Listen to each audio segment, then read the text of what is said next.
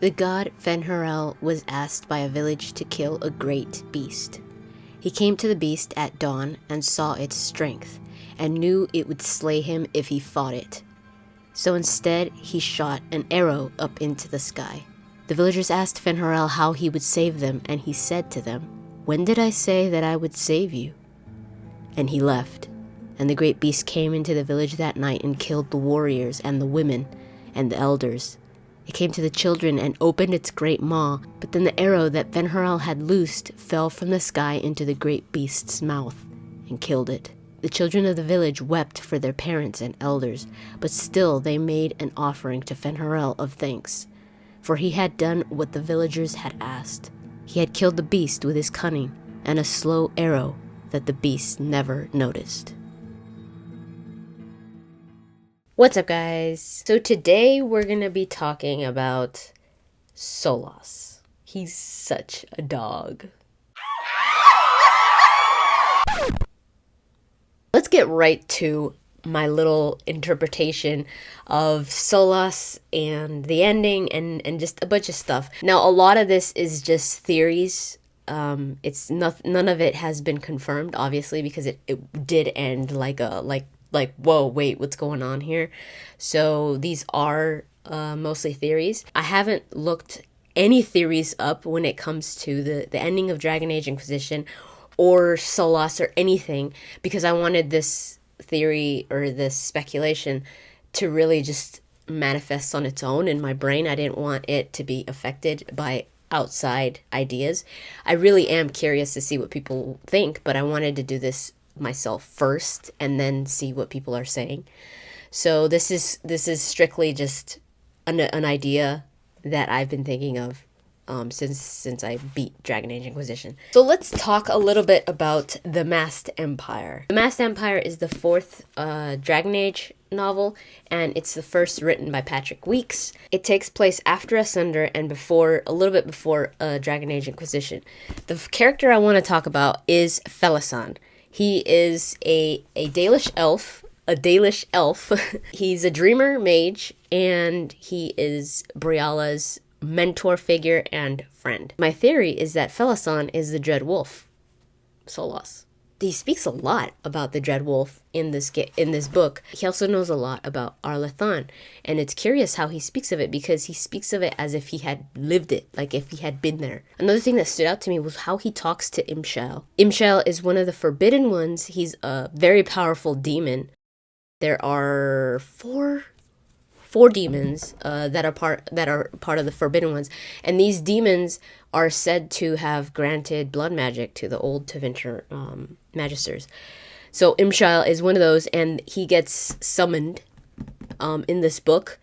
I won't go into details with that because that's not my point, but the point is how he talks to Felassan, Imshal. They speak very familiar to each other, like they knew each other. I mean, you could say, well, Felassan is a dreamer mage, and he does go into the Fade, through lyrium or little herbs and stuff like that. So he is in the Fade quite a bit, kind of like Solace, very much like Solace. But why that familiarity with a demon, and he's a mage, Felassan? Why would he have that familiarity with such a powerful demon? That's just something that you don't do, especially a mage. Imshal refers to him as Slow Arrow, because Felassan in Elven means slow arrow. The little story that I started the video off with, the slow arrow, that is linked to Fenhurel, the Dread Wolf. What a curious name for Felassan to have. There are many occasions where Briala will say something, and Felassan says, "You begin to think like Fenhurel." And Briala says, "It was only logical. There would be another ceremony and blah, blah, blah." And Felassan says, "It was a compliment, Dalen." But MD, how could Felassan be Solace? He died at the end of Masked Empire. There's also another part in the book where Felassan, I forgot what he was doing, but he was promising something to Briala. And he says, "I will do this only if you promise never to ask to make me tell you if I'm Dalish or not." So he has the Valasleen. So it's like, well, obviously he's Dalish, but he's never, and there was moments in there where he says, oh, my people, and Briella says, oh, the Dalish, and he goes, pfft. And there's another moment where the keeper of one of the Dalish clans says, let me meet your clan, and Felassan says, you don't want to meet my clan. So it's indicating that Felassan is not Dalish, even though he has the Valasleen and he knows so much about the Dalish. It doesn't mean that he comes from a Dalish clan. What clan could he be speaking of? If it's a clan that you do not want to meet, what if it's the creators and the Forgotten Ones? Because Fenhurel walked among both, not just the creators. He wasn't just, he is part of the Elven pantheon, but he also walked among the Forgotten Ones. There was the creators, which were the benevolent gods or beings, powerful beings that created, and then there was the Forgotten Ones who were just the opposite. They were the evil ones. And Fenhurel walked between both. So him saying, you don't want to meet my clan, it's got to be the creators and the Forgotten Ones. So why does he have the Valasleen if he's not Dalish? Any one of these beings, we know this from Mythal, they possess bodies.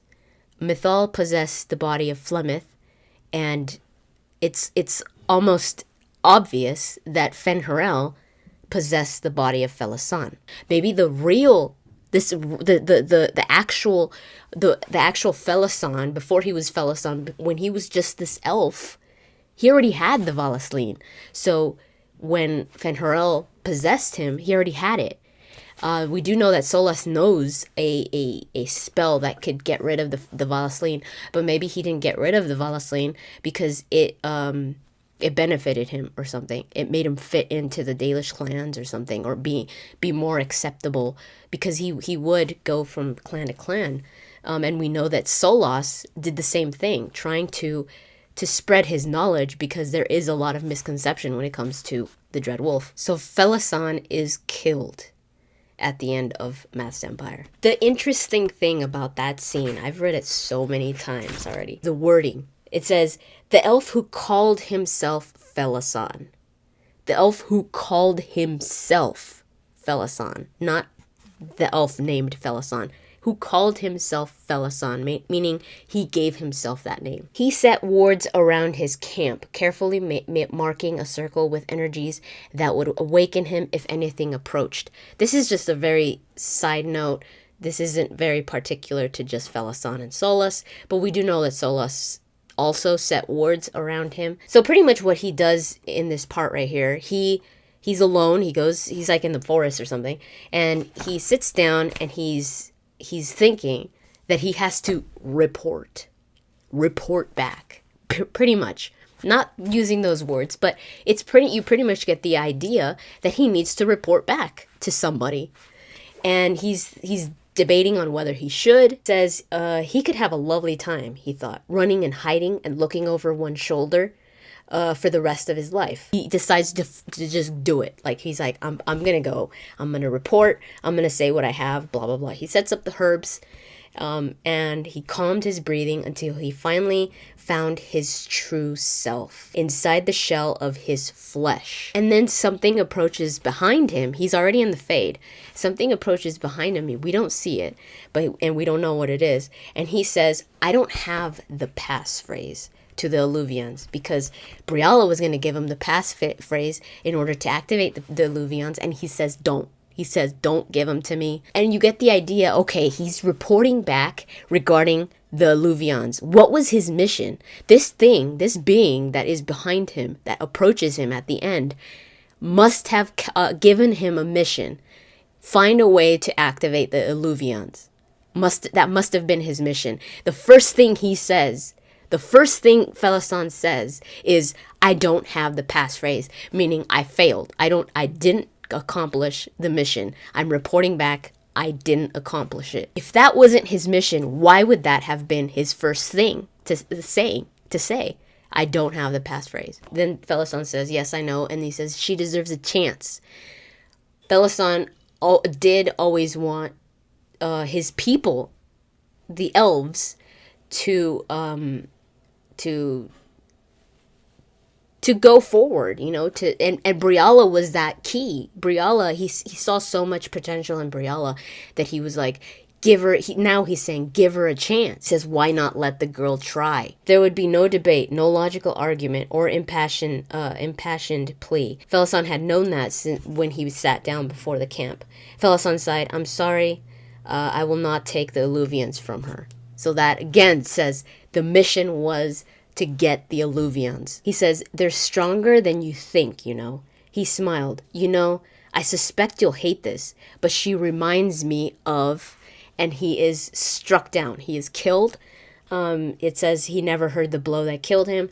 His last thought was for an elven girl alone with no magic, no family, no power, searching for her people. She reminds me of... I think he was going to say, she reminds me of me. Of the Dread Wolf, because so many times throughout the book he says, you remind me of the Dread Wolf, or you sound like Fenhurel, or Fenhurel would agree with you. When he says goodbye to Brialla, he kisses her and she feels something strange, like something kind of burns, and then she opens her eyes and Fenhurel or Felassan is gone, and she says that the passphrase was blessing of Fenhurel or something like that. So what I got from that is that Felassan was on a mission. We found out in Dragon Age Inquisition the motivation of Fenhurel. It was always he was the trickster. He did this. He imprisoned, or he sent back the creators in their own realm and the forgotten ones into their own realm for himself. Like he wanted to, that he's in the corner like giggling and like maniacally giggling because he did something selfish and for himself and for the power. But then in Dragon Age Inquisition we find out that it wasn't like that. It wasn't about that. That there's this misconception.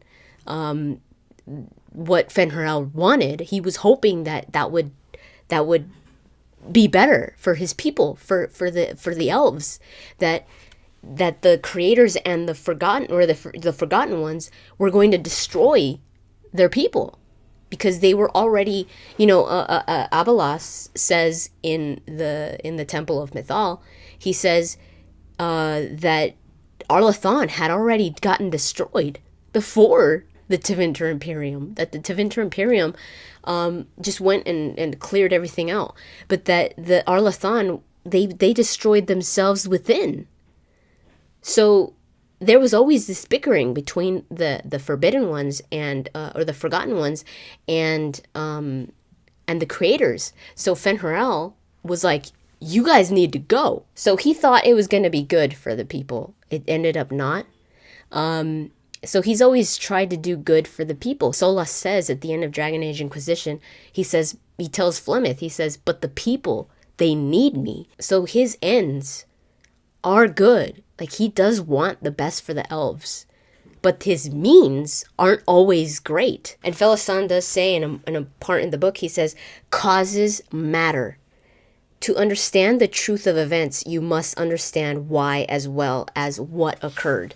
So it's kind of like him saying, you can't just analyze the means. You have to also understand the like the greater good out of it.